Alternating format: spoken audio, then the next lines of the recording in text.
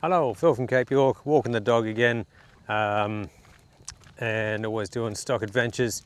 Always looking for something to film.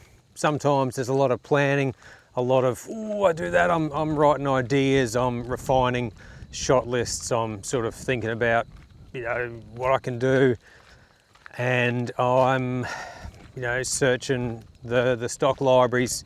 Oh, geez, they have that. Oh, maybe I could cover that. Well, I wonder what that's going to look like. Maybe it's my take on X, Y, Z. There's a lot of that, and then sometimes good fortune just slaps you on the ass and says, "Hey, come and film this." That's exactly what happened today. I was gobsmacked by it. So, school holidays. It wasn't raining this morning, so bust down the wall for the kids just to have a look, just to get them out of the house. The usual kind of crankiness. So, busted out there, and I looked down the beach. I don't know how I hadn't seen it before, but looked at the beach, and bugger me, there was a commercial fishing vessel hammering up on the sand, on its side. I can't pass that up. So, raced back home, grabbed the hats for the kids and the camera, and a little travel tripod. Off we went. So I'm not going to waste that. But yeah, super cool. Don't take my word for it. Let's have a listen to Phil from about 10 hours ago, shall we?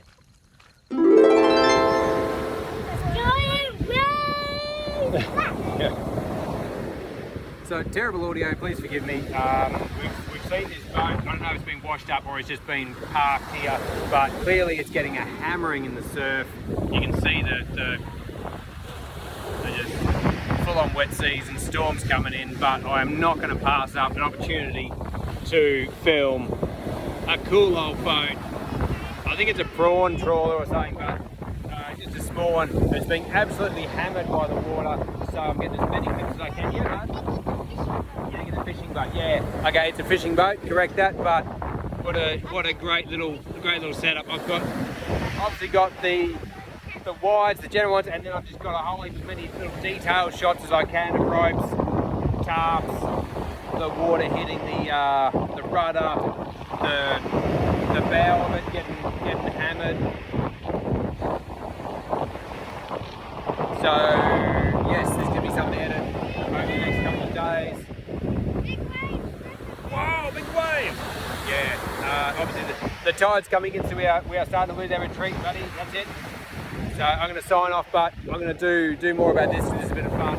So yeah, let's say these are super excited about these to see how they come up. Thank you. All right. So with a lot of these spontaneous stock shoots that come up, I'm never really too sure how to tackle it. I've never videoed a boat on its side.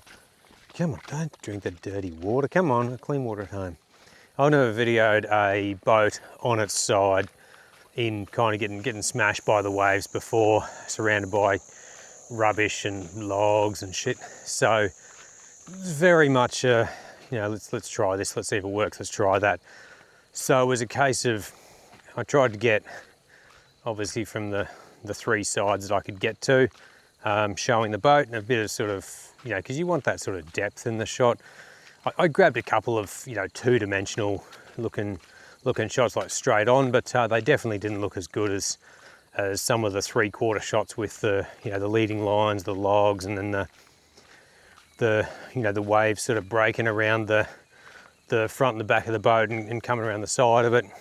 So I grabbed a few kind of establishing wider shots, like whole length, whole boat shots, and then I was just kind of after the detail shots. So fortunately it was super windy, so even though the boat was static, there was coiled up rope that was moving, there was tarps that were moving, all sorts of boaty things. I weren't really sure what they did. They were moving and everything, so I could just have on the tripod and just be getting detail shots. So I ended up, I think, unprocessed ones, I got about 17 or 18 clips. I've chucked them into Resolve and I'm editing them now, and I'm probably down to about 12. So that's a pretty good haul for just a very short opportunity clip because obviously the kids were cruising around and I was mindful of the rubbish and things like that, so I couldn't really stay too long. But I'm pretty stoked with that. So if I get say 10 to 12 clips out of that, I'll be pretty happy.